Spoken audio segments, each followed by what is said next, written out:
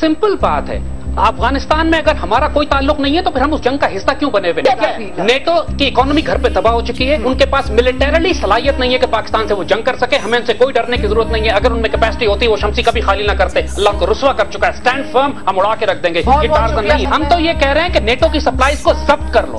पाकिस्तान की defence policy में categoric announcement करनी चाहिए, जैसे हमने 1984 में की थी कि अगर हमारे न्यूक्लियर एसेट्स पर अटैक आया तो हम इसराइल को भी मारेंगे, तल अवीव का भी नामो निशान मिटा देंगे और इंडिया का भी दिमाग ठीक कर देंगे। पाकिस्तान को पूरी तरह अमेरिका से सवाल करना चाहिए, उनको डिमांड करना चाहिए कि तुम्हारे अफगानिस्तान में होने का कोई जवाब नहीं है, हमारे लिए सिक्योरिटी के खतरात पैदा हो चुके हैं, तुम यहां से निकलो। अगर ये अफगान की गारंटी कर रहे हैं, गुलबदीन हिकमतयार, हक्कानी और मुल्ला उमर अभी सऊदी अरब में मिलकर आए हैं सऊदी बादशाहों से, पूरी तरह गारंटी उन्होंने की है कि वो किसी किस्म की दहशतगर्दी अफगानिस्तान से नहीं होने देंगे। नंबर 2, किसी अफगानिस्तान की जमीन को किसी मुल्क के खिलाफ नहीं इस्तेमाल करेंगे और ड्रग्स का खात्मा करेंगे।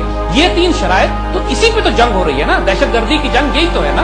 असला और है, पाकिस्तान से मोहब्बत करने और पेट्रियाटिज्म का फैसला ये है, चेक सप्लाई लाइंस बंद हो, एयर कॉरिडोर बंद हो। पाकिस्तान में जो दहशतगर्दी हो रही है नेटो के कंटेनर से हो रही है, इस सप्लाईज को रोके, जब्त करें। ये माल गनीमत है जो अल्लाह ने हमें दिया। ये काम अगर पार्लियामेंट नहीं कर सकती, हम फौज से कहेंगे करो इस बात को, सप्लाई जब्त करो। गद्दारी करे जरूर सजा दें, लेकिन एक बात मुझे बताइए, हम इस पार्लियामेंट को, इस नेशनल असेंबली को एब इनिशियो ये आए ही आइन को पामाल कर करें। आर्टिकल 62 और 63 के तहत एनआरओ मुझे बताइए किस कानून के तहत जायज है?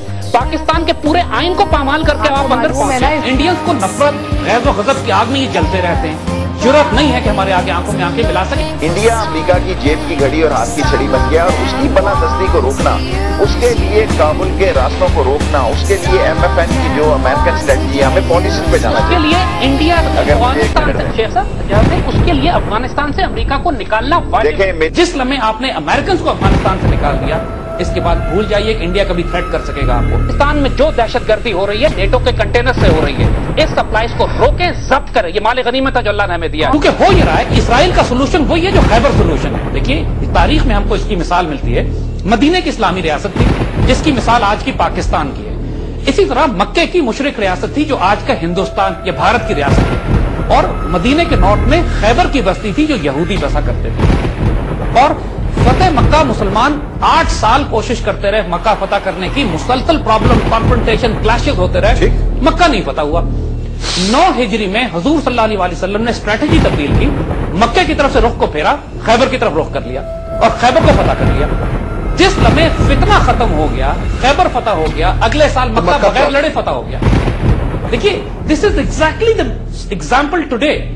आज दुनिया में सबसे बड़ा फितना इसराइल। निकालने का बंदोबस्त करेंगे और इनको निकालने का बंदोबस्त कोई मुश्किल नहीं है। सप्लाईज बंद कीजिए, अफगान तालिबान को थोड़ा सपोर्ट कीजिए और जिस तरह लाशें निकलेंगी इनकी, अगर जिंदा नहीं निकलना चाहते तो हम डब्बों में बंद करके भेज देंगे।